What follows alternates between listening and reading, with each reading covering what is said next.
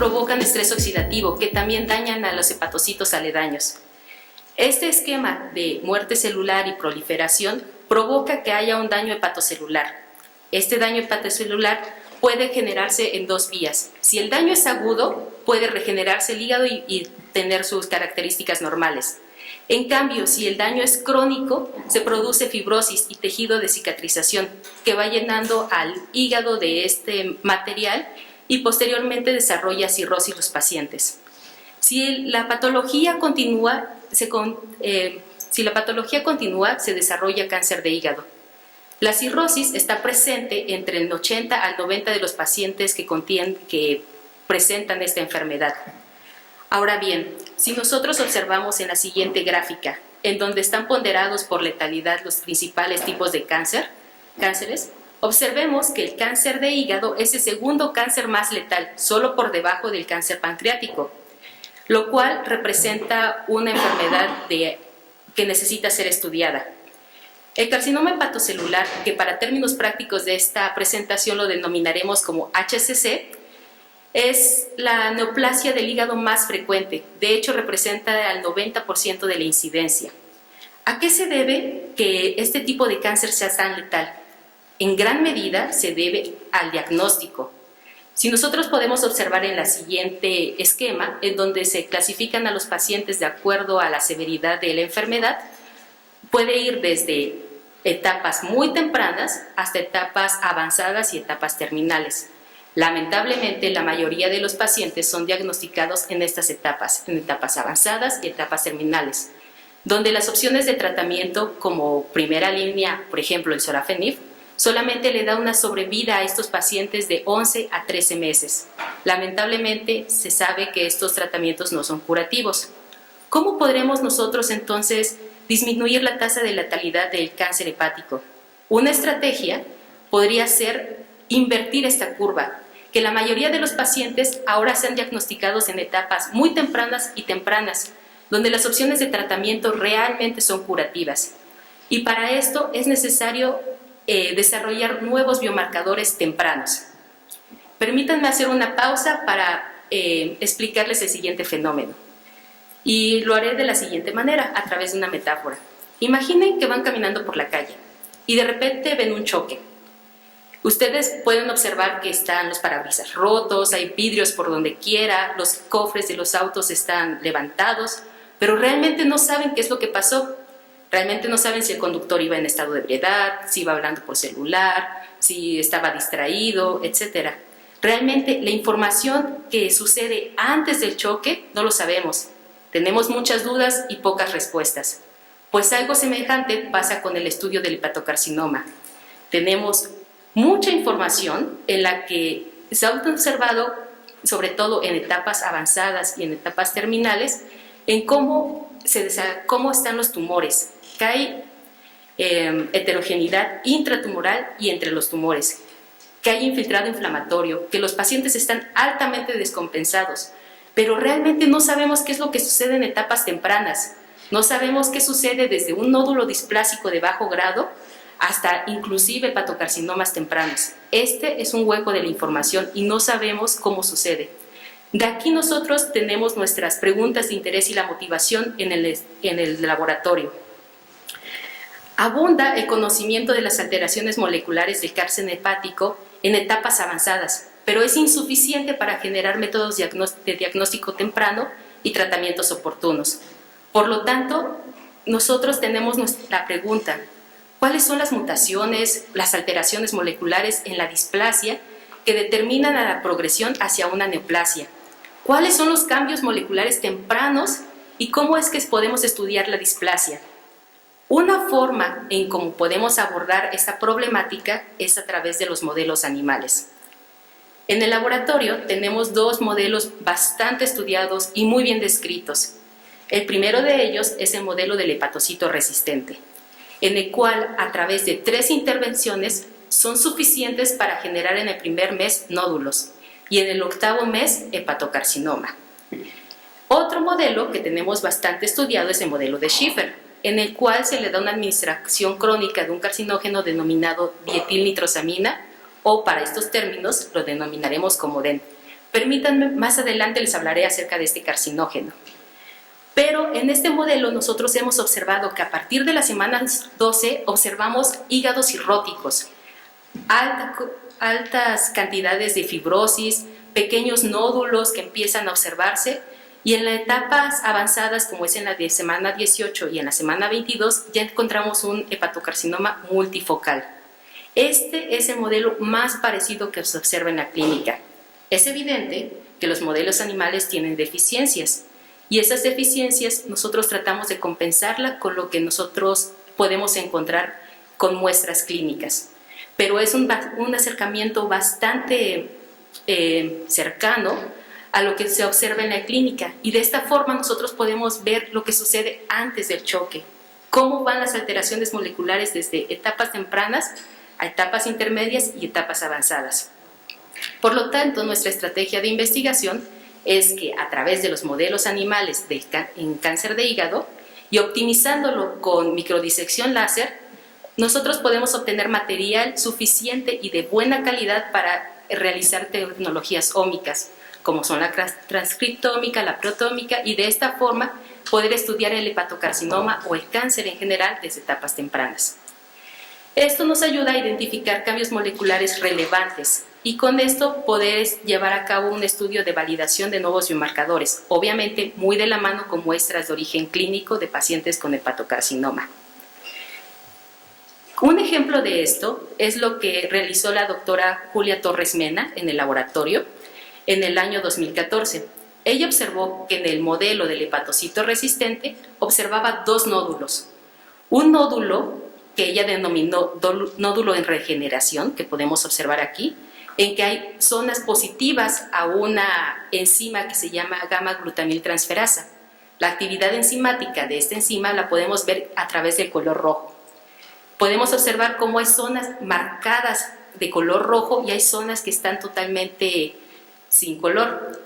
Y otros nódulos que les llamo nódulos persistentes, que solamente están completamente bien definidos de color rojo, es decir, toda esa parte es positiva a gamma-glutamiltransferasa. La verdad fue un reto poder optimizar esta técnica de histoquímica para la enzima gamma-glutamiltransferasa, y posteriormente la doctora, de forma muy habilidosa, pudo microdisectar estos nódulos. Los nódulos persistentes, como podemos observar aquí, las zonas de los nódulos en regeneración negativas a la enzima GGT y los nódulos en regeneración positivas a la enzima GGT.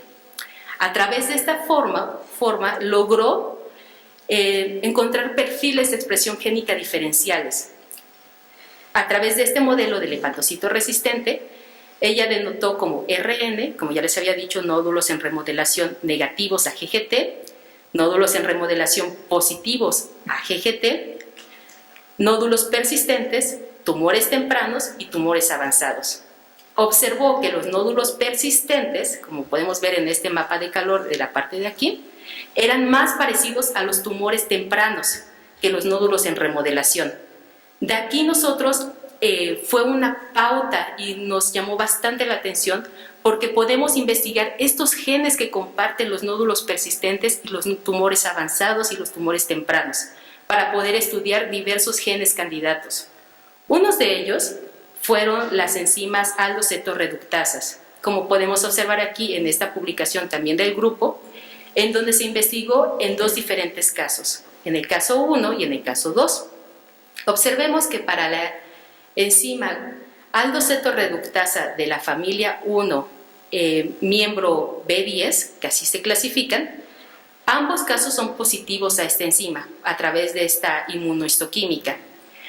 Pero algo similar pasó con la aldoreductasa 7A3.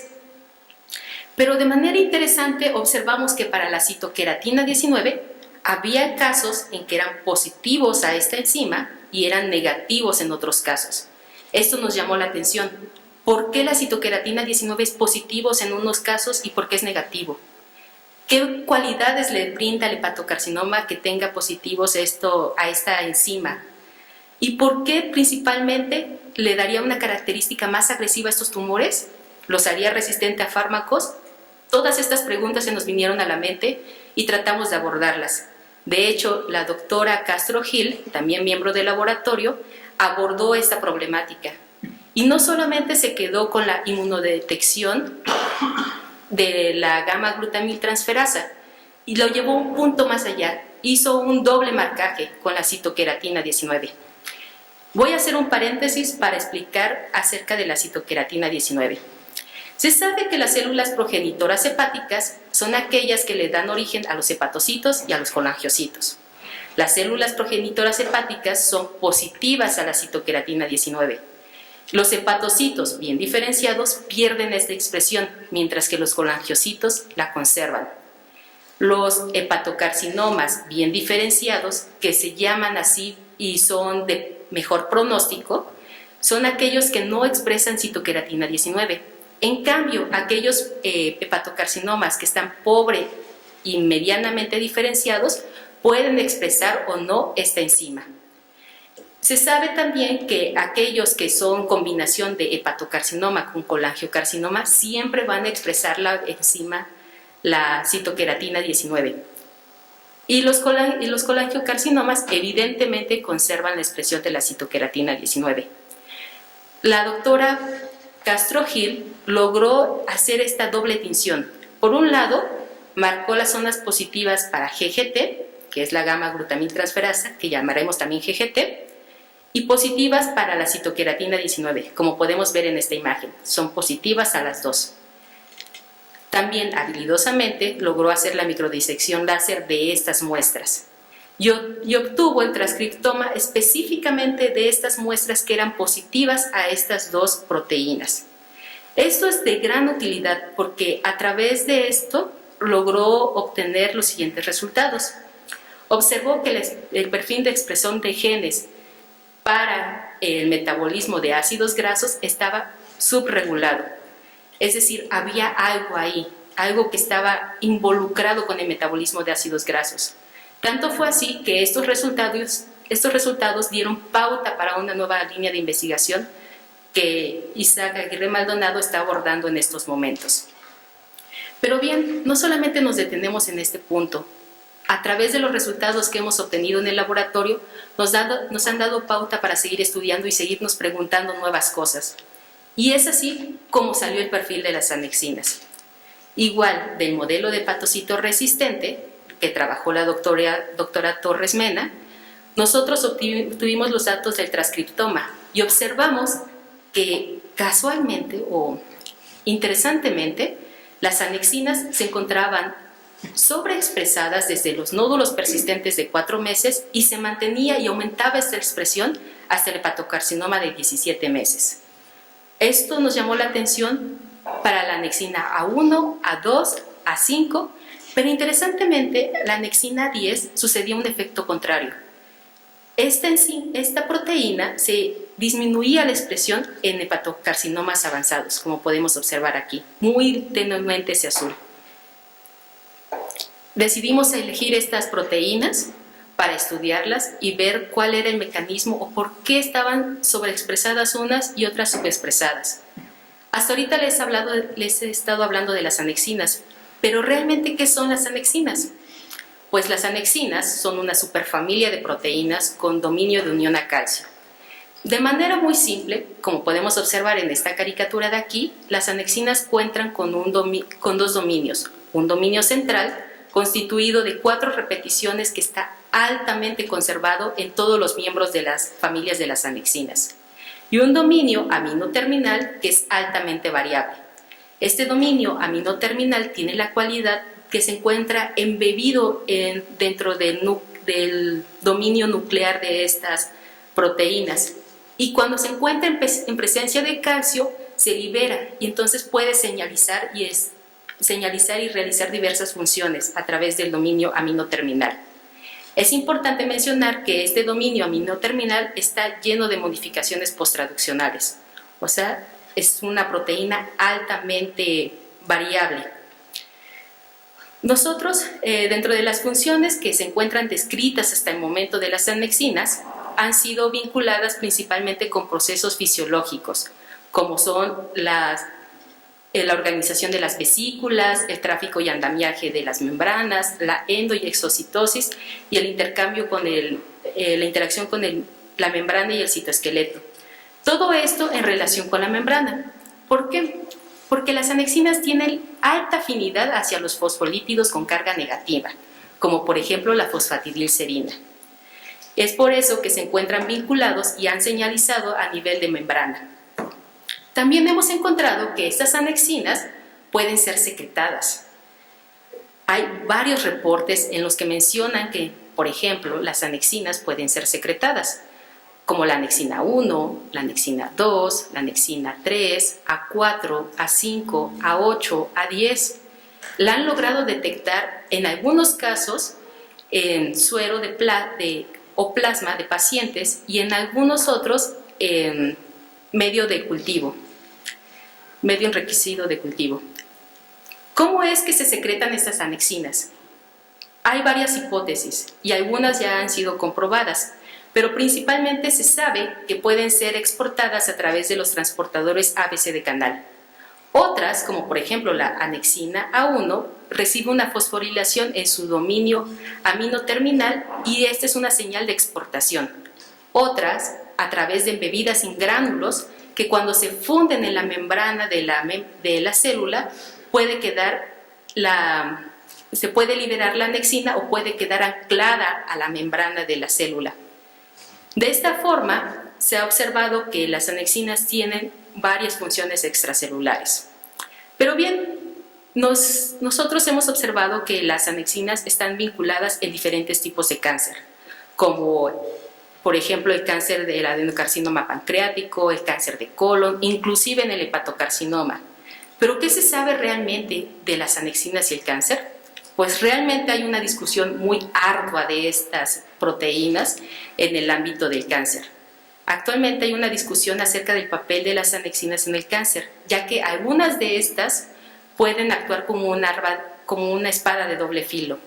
Unos miembros de estas proteínas de las anexinas pueden actuar como antiproliferativos, protegiendo al daño al DNA, mientras que otros promueven la metástasis. Les voy a hablar acerca de un ejemplo de cómo las anexinas promueven el desarrollo del cáncer. Y es a través de este esquema en donde se ha evidenciado que al menos hay 4 mecanismos en los cuales las anexinas promueven el cáncer. Uno de ellos, la anexina 2, es a través de su unión con una proteína que está estrechamente vinculada, que es la familia de la S100A10.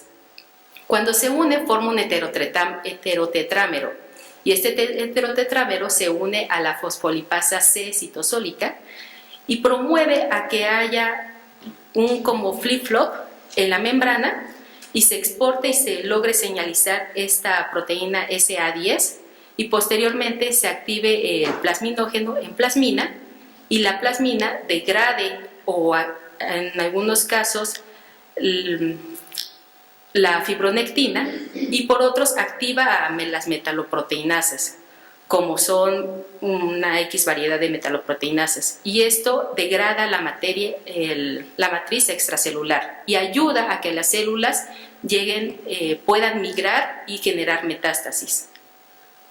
En este sentido, hay un reporte que se llevó a cabo en el 2018 en el que se muestra que la sobreexpresión de las anexinas se correlaciona con el hepatocarcinoma y la metástasis. En este artículo podemos observar que los autores mencionan que en las zonas tumorales son positivas a la anexina 5 y en tejido adyacente al tumor no hay presencia de esta proteína. Pero volvemos otra vez al evento del auto chocado. Tenemos la foto del hepatocarcinoma bien establecido. No sabemos qué es lo que realmente sucedió. ¿En qué momento empezó a sobreexpresarse la anexina? ¿Desde qué etapas? Lo desconocemos. Por lo tanto, eso fue una pauta para nuestra investigación. Y esto lo realizamos a través del modelo de Schiffer. El modelo de Schiffer se basa en administraciones crónicas de un carcinógeno que se llama dietilnitrosamina. Este compuesto es metabolizado por las enzimas CYP12E1 y provoca que los hepatocitos generen una alta cantidad de especies reactivas de oxígeno. Además, per se la dietilnitrosamina puede generar aductos con el DNA. Es por eso que se llama que este carcinógeno es un carcinógeno completo. Nosotros en el laboratorio empleamos este esquema de administración. Empleamos una administración de 6 inyecciones del carcinógeno o administraciones más 2 semanas libres de este. Para la semana 8. Para la semana 14, 12 administraciones y 2 semanas libres de carcinógeno. Para la semana 18, 16 administraciones y 2 semanas libres de carcinógeno.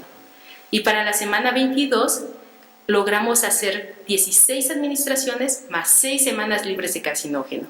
Este grupo es de suma importancia porque de esta manera nosotros corroboramos que lo que estamos observando es debido a los efectos tumorales que genera el hepatocarcinoma y no por la dietilnitrosamina.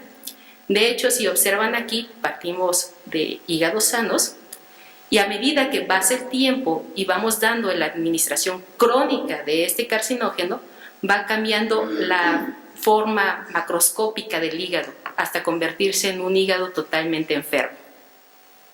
De esta forma, nosotros hemos logrado observar la localización histológica de las anexinas a través del tiempo del modelo. Interesantemente, observamos que la anexina 1 se empieza a expresar desde la semana 14, cuando en el hígado normal básicamente no hay expresión en los hepatocitos de esta proteína.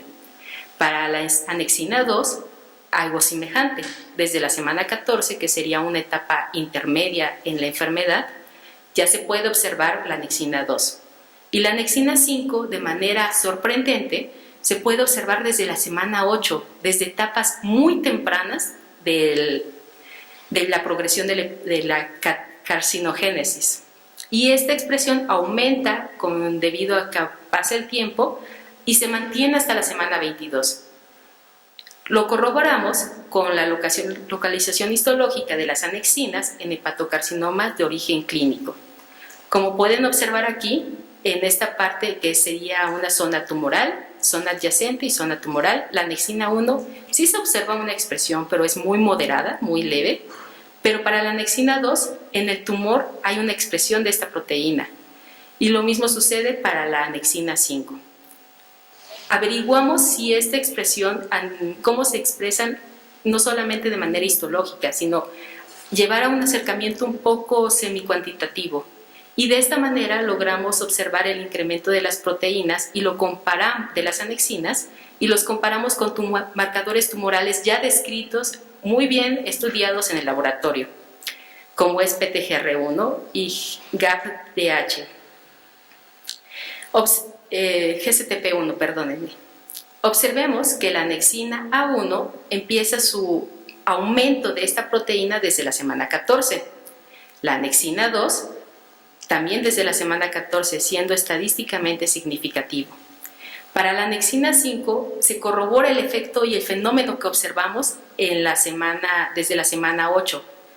Y en cambio, para la anexina A8 y la anexina A10, que fueron 2 miembros extra que nosotros decidimos estudiar, observamos que para etapas avanzadas la anexina 8 disminuía la cantidad de proteína y para la anexina 10 aumentaba de manera discreta. Cuando nosotros comparamos a las anexinas con marcadores tumorales como PTGR1, que está bastante estudiado en el laboratorio, observemos que aumenta su expresión desde la semana 14, se mantiene y tiene el pico más alto en la semana 18, pero este decae en la semana 22. Y este efecto de decaimiento de la proteína muy probablemente se deba al efecto de carcinógeno. Recordemos que la única diferencia entre estos dos grupos es el tiempo de lavado. Lo mismo sucede para GCTP1, es decir, de cierta manera el carcinógeno se mantiene después de 2 semanas, actuando de alguna forma, y después de 2 semanas el efecto del aumento de estas 2 proteínas se ve disminuido. Dándote el antecedente de que las anexinas pueden ser secretadas, decidimos nosotros realizar la siguiente evaluación. ¿Realmente podríamos encontrarlo en el plasma de nuestros animales que hemos sometido a este modelo? ¿se puede detectar alguna anexina en estos y poderlas utilizar como biomarcadores tempranos? Y realmente fue lo que hicimos. Logramos a través de un kit de ELISA determinar la expresión, determinar y cuantificar a las anexinas, sobre todo la anexina 1, la anexina 2 y la anexina 5, y corroborándolo nuevamente con proteína de tejido hepático. Y lo comparamos con muestras de plasma de estos mismos animales. Observemos que realmente el fenómeno se sigue manteniendo, es decir, la anexina 1 aumenta su expresión y es estadísticamente significativo desde la semana 18 hasta la semana 22. Lo mismo, algo similar para la anexina 2 y la anexina 5, como siempre, desde etapas tempranas logramos detectar una expresión. Esto ya lo sabíamos en el tejido hepático, pero en el plasma nos sorprendió que la anexina 5 aumenta su expresión podemos detectarla desde la semana 14 a la semana 18 y a la semana 22, haciendo una correlación entre las anexinas del tejido hepático y las anexinas que podemos detectar en el plasma. Encontramos que había una correlación y esta correlación era positiva. Por lo tanto, logramos encontrar un potencial biomarcador temprano para esta enfermedad. De manera de resumen, nosotros, a través de modelos animales, dándole una administración crónica de carcinógenos, logramos desarrollar las etapas de la hepatocarcinogénesis, como es la necrosis, la inflamación, la fibrosis y hasta el desarrollo del hepatocarcinoma. Es evidente que las anexinas, la anexina A1, A2 y A5, se encuentran sobreexpresadas a nivel de RNA mensajero y proteína en etapas avanzadas, que son las etapas 18 y 22. Pero de manera interesante, la anexina 5 se puede encontrar igual sobreexpresada a nivel de RNA mensajero y proteína e inclusive detectarla en plasma desde etapas tempranas. Se realizó una correlación para ver si realmente cómo es el desarrollo o la progresión de los pacientes que tienen una alta expresión de anexina A1, A2 y A5, y se encontró que los pacientes que tienen una alta expresión de anexina A5 y anexina 2 tienen un desarrollo desfavorable en el hepatocarcinoma. Como conclusiones, tenemos que los análisis de expresión de genes son una herramienta útil para la subclasificación de moléculas del cáncer y para el descubrimiento de nuevos biomarcadores de valor pronóstico y diagnóstico en esta enfermedad. La identificación de nuevos biomarcadores del cáncer hepático es favorecida por la combinación de técnicas como la microdisección láser y la secuenciación de nueva generación.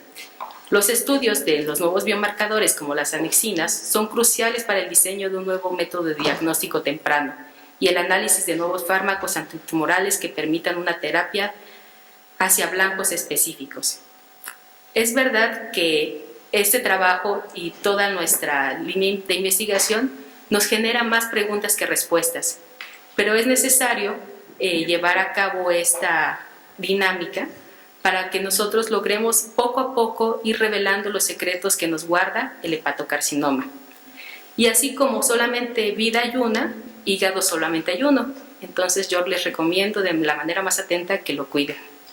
Y eso sería todo.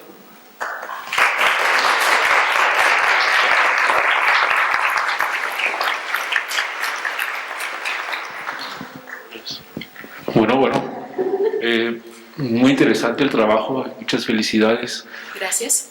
Yo tengo una duda.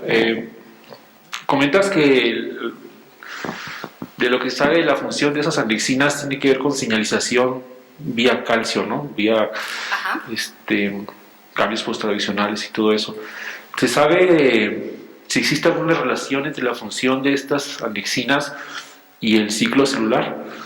O sea, hay una relación más directa porque el cáncer finalmente es un descontrol del ciclo celular.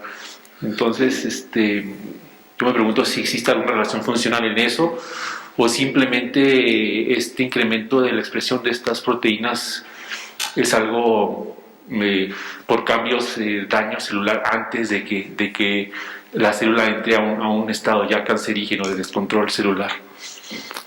Pues hasta el momento, en el tema de las anexinas y el cáncer, se han vinculado más en el ámbito, digamos que si lo viéramos como un iceberg, solamente hemos visto la punta de cómo se relacionan las anexinas con el cáncer. Y realmente los estudios de función y cómo están directamente relacionadas, ya sea con el ciclo celular, con algunas vías de señalización estrechamente vinculadas con el cáncer, hay muy pocos estudios. De manera honesta, desconozco si hay alguna relación con el ciclo celular, pero sí puedo decirte que hay estudios en los que vinculan a la anexina 2 con diferentes vías que están estrechamente vinculadas con el desarrollo del cáncer. Ajá, porque, bueno, comentas que hay varias, ¿no? Unas empiezan a expresar antes y unas ya en etapa más tardía. Supongo que si haces la correlación entre las que ya se expresan en etapa más tardía, ya va a haber una disfunción en el ciclo celular, ¿no? De las células cancerosas, supongo. No sé si lo hayan hecho. Y las que están en la primera etapa, sería interesante de ver exactamente cómo se encuentra el control del ciclo celular en esas células, en las que detectan las anexinas que se comienzan a expresar. Puede darte pistas, ¿no? de si hay alguna relación funcional o algo. En fin, pero está muy interesante. Muchas gracias. Sí, de hecho es totalmente un mundo que hemos estado descubriendo. Las anexinas diría que son recientes, pero realmente ya tienen un tiempo que han sido descubiertas, pero este vínculo que es con el cáncer realmente es del año 2000 hacia acá. No hay como estudios antes de esta fecha en los que la vinculen. Más que nada hay estudios como de su estructura, funciones, inclusive sus funciones no han sido del todo descritas. Es una familia que la verdad ha sido poco estudiada. Mi pregunta va hacia si hay bueno, nos platicaste al inicio de los modelos, pero me surgió la pregunta si hay algún modelo con exposición de los animales a alcohol, sobre todo por el alto consumo de alcohol que sabemos que hay en nuestro país, pero al mismo tiempo porque, bueno, hay muchas personas que a pesar de tener un consumo alto de alcohol o de ser alcohólicas en toda su vida, no generan cirrosis o hepatocarcinoma. Entonces, pensando si hay, no sé, desconozco si hay algún modelo que use alcohol o si el alcohol per se no es capaz de desarrollarlo, o si ya que estás identificando esta anexina, pudieran probar si en alguna administración crónica de alcohol pudiera verse, ¿no?, este marcador. De hecho, es una pregunta bastante interesante y en nuestro grupo de investigación no solamente estudiamos el cáncer hepático. El doctor Jaime Arellanes estudia también el vínculo que tiene el etanol con el desarrollo y la progresión hacia la enfermedad hepática alcohólica y si ésta puede lograr llegar a ser o a declararse un hepatocarcinoma, teniendo todos los eventos que conlleva la enfermedad. Este modelo el doctor lo tiene bastante estudiado y sería como tema para otra discusión, pero sí, de hecho es una pregunta que nos ha surgido. ¿Cómo es que realmente se muestran las anexinas en otro modelo, por ejemplo el que acabas de mencionar? Y realmente nosotros en el laboratorio, aunque no solamente nos enfocamos al hepatocarcinoma, sino también estudiamos bueno, no todas, una gran parte de las enfermedades hepáticas, el alcohol sí ha sido estudiado y hay un modelo que ya está publicado por miembros del equipo del laboratorio. Okay, gracias.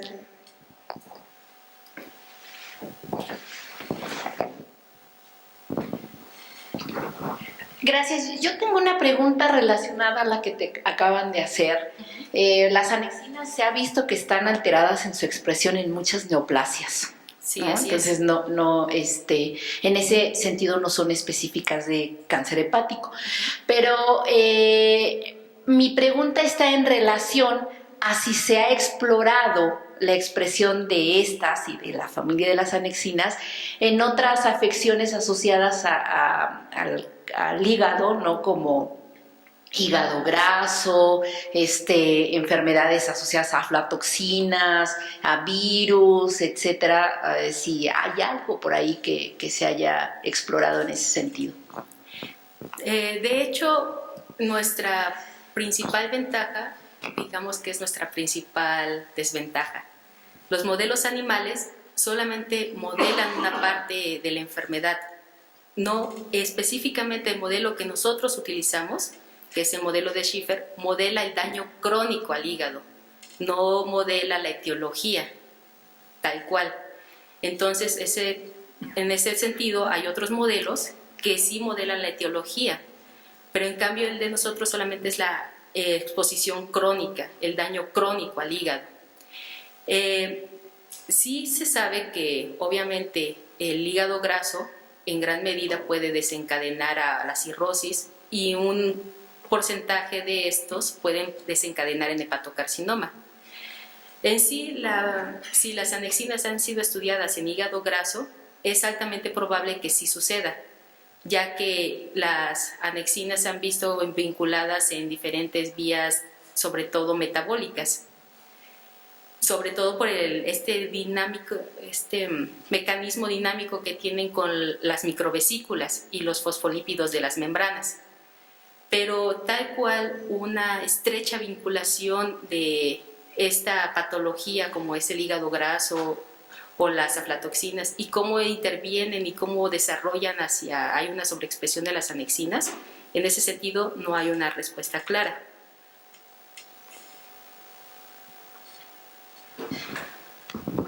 Sí, mi pregunta tiene más bien que ver con el tema de cómo saber que de verdad tienes un biomarcador y no simplemente una señal que apareció. ¿Tienen alguna estrategia para validar? O sea, por ejemplo, no nos hablaste mucho de sensibilidad y especificidad.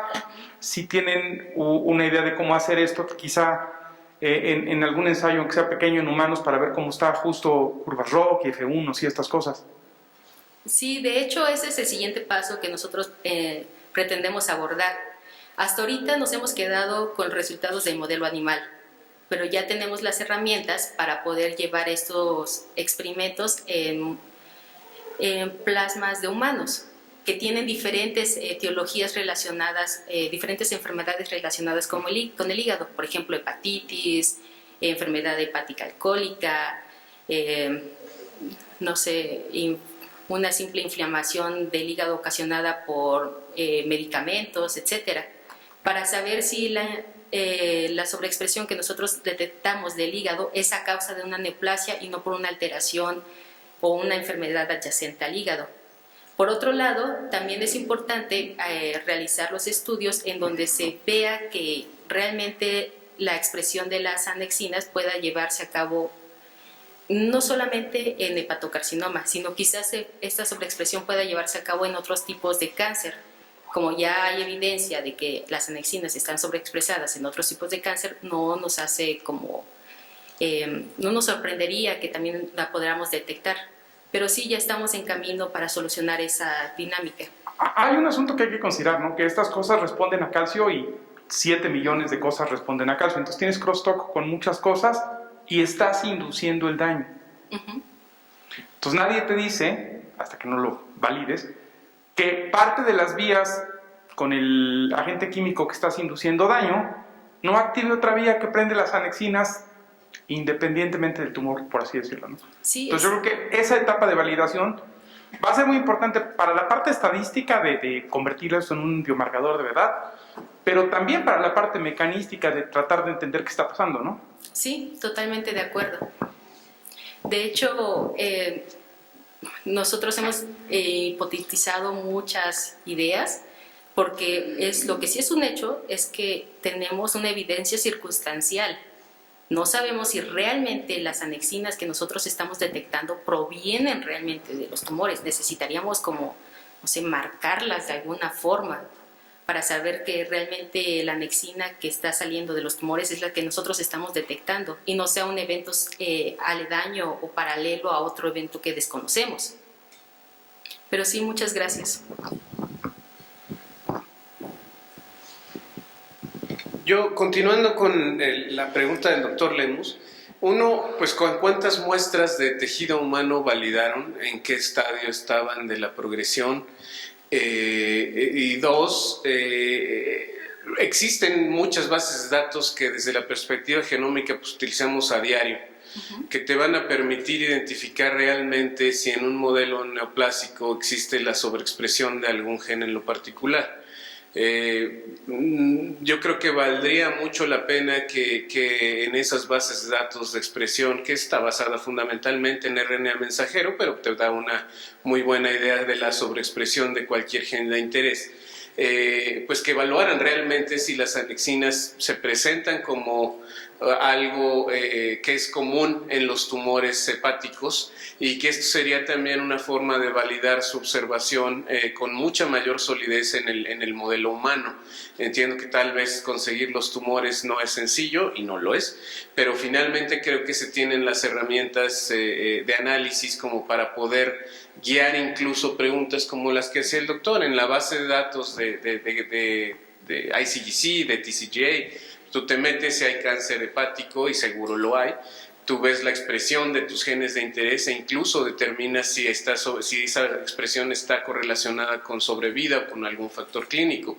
Me pregunto si están haciendo eso ya o ¿qué Sí, onda? de hecho es parte de la investigación que nosotros estamos llevando en puerta, y realmente con ayuda de mi compañero Isaac Aguirre Maldonado nos hemos encargado de explorar esas bases de datos y observar cómo realmente las anexinas influyen en el desarrollo, en la sobrevida de varios pacientes, de los pacientes que se encuentran en los datos en el TCGA, por ejemplo, y también cómo si la combinación de anexina 1 sobreexpresada junto con anexina 2 sobreexpresada se puede potenciar o qué efectos tiene. De hecho, es un trabajo que estamos elaborando recientemente acerca de explorar esas herramientas que tenemos al alcance.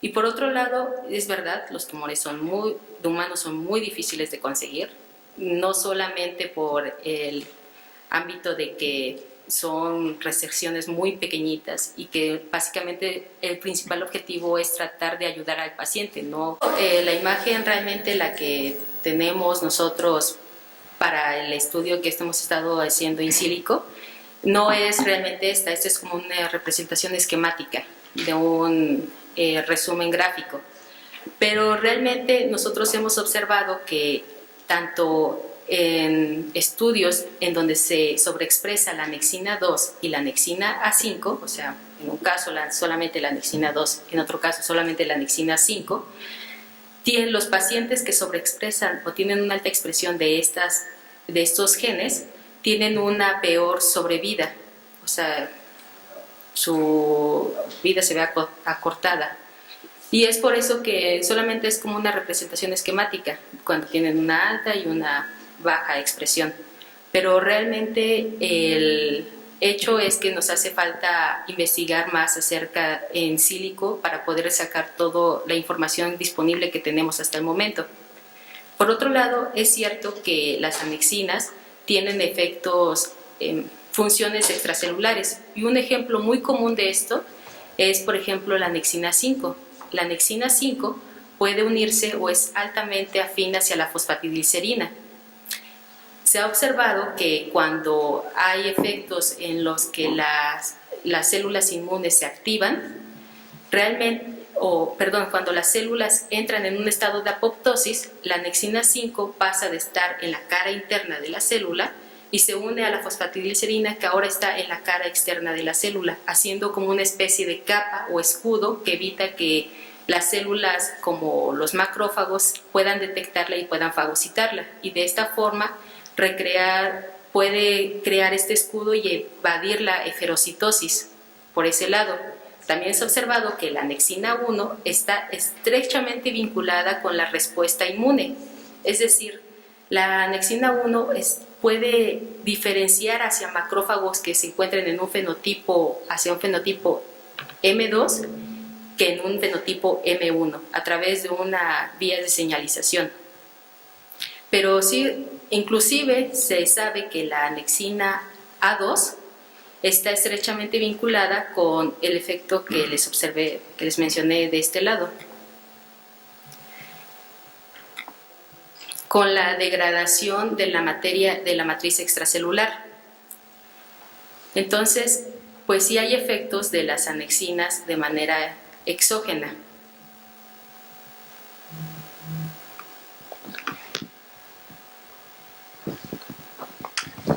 Para tus ratoncitos estos tienes transcriptoma completo, ¿cierto? RNA-seq o arrays o lo que sea. Sí, de hecho. Ok. Un ejercicio de una tarde que te va a dar muchísimas luces. Haz enriquecimiento de pathways en tus genes diferenciales de transcriptoma completo. Tienes tus vías importantes que están alteradas en un estado respecto al otro. Y haz un análisis simple de cómo se cruzan esas vías, un análisis de crosstalk de esas vías. Ah, bien. Eso te va a dar una pista de cuáles cosas pueden estar contribuyendo a tu sobreexpresión de annexina. Y otro análisis, ese es de media tarde, pero que quizá te contesta la pregunta que te hicieron el doctor Hidalgo y el doctor Vadillo, es, en TCGA tú puedes, usando una cosa, bueno, nosotros lo hacemos con una herramienta de R que se llama TCGA Biolinks, puedes pedirle más de una condición. En vez de que selecciones solo los que tienen annexina 2 sobreexpresado o solo annexina 5, puedes pedirle varias cosas. Entonces puedes replicar tu expresión diferencial en los ratones, en los 540 muestras en humano o algo así que hay, y quedarte con 60 que tienen el perfil que tú tienes. Ah, bien. Y sobre esas puedes correr el Kaplan-Meier. Sí. Quizá eso, hombre, los ratones y las personas no son lo mismo, y los tumores causados y los no causados no son lo mismo, pero quizá eso te dé un poquito de intuición. Ok, muchas gracias.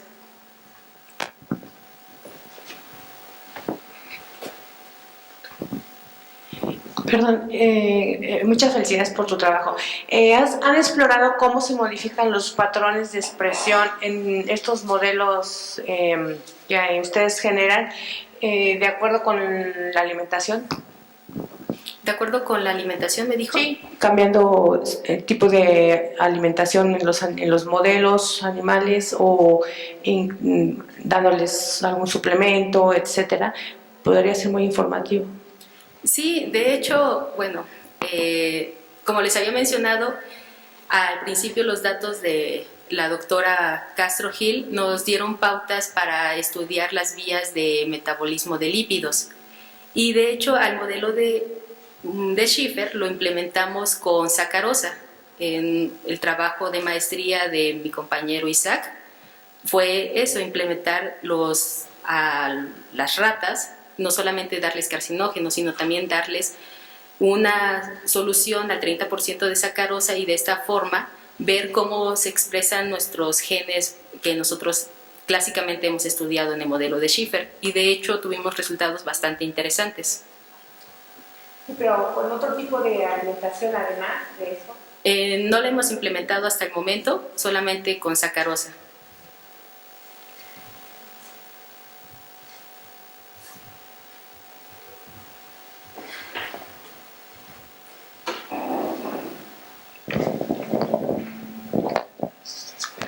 Gracias. Bueno, felicidades, mucho trabajo, ¿no?, del grupo, pero muy sistemático en todos los pasos, pero sí creo que hay varios puntos que sí hay que empezar a destacar pronto. Creo que el potencial que tienen en la parte de potenciales biomarcadores precisamente, o sea, hay que explotarlo en esa parte, pero sí obviamente queriéndolo resolver con una parte, como decía el doctor Lemus, la mecanística, ¿no? O sea, qué es lo que están haciendo y la sensibilidad y especificidad, sin hacerlo, replicar precisamente un poco como lo que ya está haciendo con los animalitos, pero tienen que conseguir cortes, una corte, digamos, en plasmas, sueros humanos, que realmente puedas ver si realmente le estás pegando un marcador que tiene que ver con el estadiaje que tienes de la enfermedad, pero ya en humanos. Sí, exacto. ¿Sí? O sea, yo sé que pues sí, la parte interinstitucional para conseguir muestras de este tipo, porque en biopsias va a estar muy difícil. O sea, sí va a estar difícil. A lo mejor ahora con la parte de transcriptoma espacial estaría bonito para poder ver un poco la parte de localización particular en cada una de esas pequeñas biopsias para poderle sacar el jugo, ¿no? Pero el otro de llevarlo a una prueba ya pensando en la medicina translacional, de poder tener pruebas de diagnóstico, pronóstico, ¿no?, estos biomarcadores de respuesta a tratamiento también. O sea, pues sí necesitas tener bien amarrada cortes clínicas amplias para poder sacar sensibilidad y especificidad. Sí, totalmente de acuerdo con usted, doctor.